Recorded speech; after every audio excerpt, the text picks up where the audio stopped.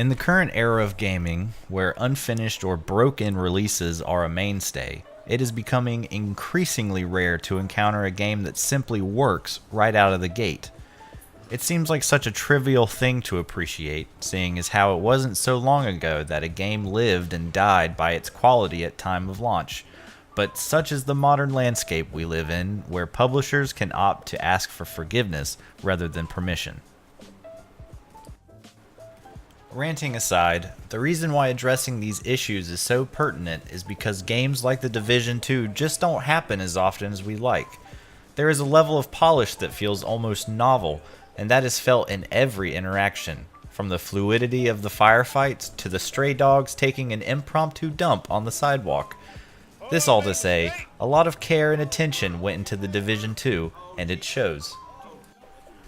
In order to provide proper context to the expectations most had for The Division 2, we must first take a step back and examine the shortcomings of its predecessor, as well as the backlash surrounding its, to put it politely, rocky launch. The year was 2013, and the annual E3 was abuzz with hype for Ubisoft's most ambitious game to date. The Division, a game not so based on famed author Tom Clancy's works, was being sold as an open-world experience with dynamically driven events where you and your friends could take on the streets of a post-disaster New York City. Everything about it was stunning. The sheer scope of what it was offering baffled most, and based on those initial impressions, The Division had a lot to live up to. As you can probably imagine, the actual game that was released years later did not meet expectations. We've come to know now that throughout the development process, there were some key concessions made in order to get the game out the door. It was a classic case of, I'm not angry, I'm just disappointed, because while the final product was a pretty good game in its own right, it just wasn't what we were led to expect it would be. That said, and despite its turbulent beginnings, Ubisoft spent the next few years trying to bring the game up to the standards that we had originally envisioned. Kudos to them for sticking with it despite the majority of its player base jumping ship. For all intents and purposes, The Division 2 is everything that its predecessor was at its height. You're still going to be constantly rotating out your arsenal as you find marginally better weaponry and gear. You're still going to be spending a large portion of your time hiding behind somehow bulletproof everything and firing blindly at your attackers while yelling obscenities. You're still going to interact with forgettable, one-dimensional NPCs whose sole purpose is to sell you stuff or move the plot forward. You may want to interpret these similarities as being negative, but if you're a fan of The Division's particular flavor of gameplay, then this is exactly what you were hoping for.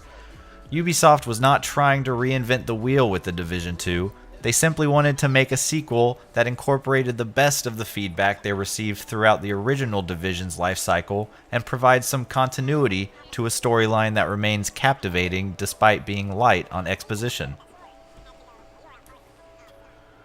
There is no question that The Division 2's greatest strength lies in its seamlessly executed co-op. Players can easily drop in or drop out of each other's games without missing a beat. Whenever you join in on another player, you are transported to their instance of the game, meaning that you get to drop into their game at their current progress. This setup is perfect for when you need to help your buddies get caught up, and anything new you gain out of it carries over to your own game. One notable addition to The Division 2's multiplayer is the inclusion of a clan feature. While currently bare bones in terms of benefits, it does have some potential to be something to care about if, for example, clans are granted special bonuses for playing together, unlocking achievements, or who knows. At the very least, clans make it easier to bring larger groups of like-minded players together. In terms of endgame, one could argue that it's when the real game begins. Once you hit the max level, which is currently level 30, weapons and gear really start to matter, as they contribute to your overall gear score. Oh yeah, that's another addition making its debut in The Division 2, Gear Score. If you've ever played an MMO before, you will probably recognize this concept as being an integral part of those endgames. This seemingly arbitrary number is a literal, quantified measure of your worth, ability, and overall suitableness to participate in content.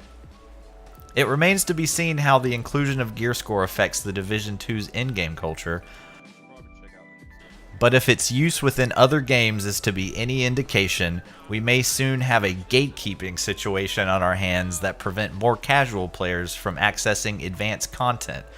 Oh wow, cough. While I've only just reached the end game and started the arduous grind to getting max gear score, the outlook is not all shaded and repetition.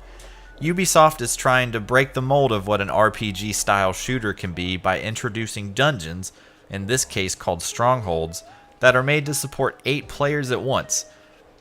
If that sounds bananas, it's because it is, and I can't wait to see what sort of difficulty spikes and mechanics will be leveraged in order to keep it interesting for that many players.